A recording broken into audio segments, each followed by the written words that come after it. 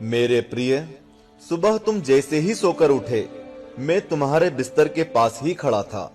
मुझे लगा कि तुम मुझसे कुछ बात करोगे। तुम कल या पिछले हफ्ते हुई किसी बात या घटना के लिए मुझे धन्यवाद कहोगे, लेकिन तुम फटाफट चाय पीकर तैयार होने चले गए और मेरी तरफ देखा भी नहीं। फिर मैंने सोचा कि तुम नहा के मुझे याद करोगे, पर तुम इस उधेड़बुन में लग गए कि तुम्हें आज कौन से कपड़े पहनने हैं। फिर जब तुम जल्दी से नाश्ता कर रहे थे और अपने ऑफिस के कागज इकट्ठे करने के लिए घर में इधर से उधर दौड़ रहे थे, तो भी मुझे लगा कि शायद अब तुम्हें मेरा ध्यान आएगा, लेकिन ऐसा नहीं हुआ।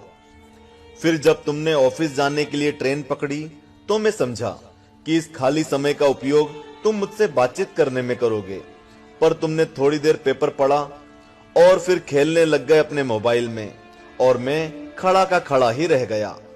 मैं तुम्हें बताना चाहता था कि दिन का कुछ हिस्सा मेरे साथ बिताकर तो देखो, तुम्हारे काम और भी अच्छी तरह से होने लगेंगे, लेकिन तुमने मुझसे बात ही नहीं की।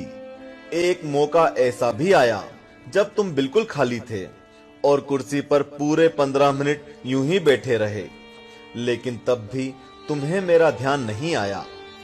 दोपहर के खाने के वक्त जब तुम इधर उधर देख रहे थे, तो भी मुझे लगा कि खाना खाने से पहले तुम एक पल के लिए मेरे बारे में सोचोगे, लेकिन ऐसा नहीं हुआ।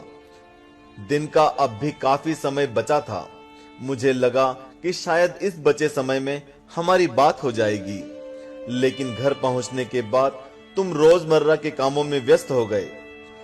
जब वे काम निपट गए तो तुमने टीवी खोल लिया और घंटों टीवी देखते रहे। देर रात थककर तुम बिस्तर पर आ लेटे। तुमने अपने पत्नी और बच्चों को शुभ रात्रि कहा और चुपचाप चादर ओढ़कर सो गए। मेरा बड़ा मन था कि मैं भी तुम्हारी दिनचर्या का हिस्सा बनूं, तुम्हारे साथ कुछ वक्त बिताऊं, तुम्हारी कुछ सुनूं, तुम्हें कुछ सुनाऊं, कुछ मार्गदर्शन करूं तुम्हारा, ताकि तुम्हें समझ आए कि तुम किस लिए इस धरती पर आए हो और किन कामों में उलझ गए हो। लेकिन तुम्हें समय ही नहीं मिला और मैं मन मार कर ही रह गया। मैं तुमसे बहुत प्रेम करता हूं। हर रोज मैं इस बात का इंतजार करता हूं कि तुम मेरा ध्यान करोगे और अपनी छोटी छोटी खुशियों के लिए मेरा धन्यवाद करोगे।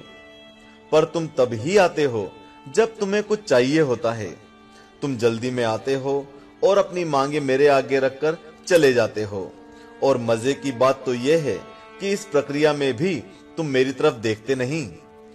तुम्हारा ध्यान उस समय भी लोगों की तरफ ही लगा रहता है और मैं इंतजार करता ही रह जाता हूं।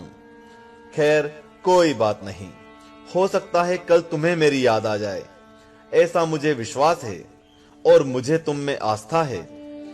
आखिरकार मेरा दूसरा नाम आस्था और विश्वास ही तो है। तुम्हारा पिता परमेश्वर। चूंकि हमने इस वीडियो का टारगेट 1 लाख लाइक्स रखा है, तो बिना देरी किए लाइक का बटन दबा दें और कमेंट बॉक्स में हरिओम लिखें। जय श्री कृष्णा।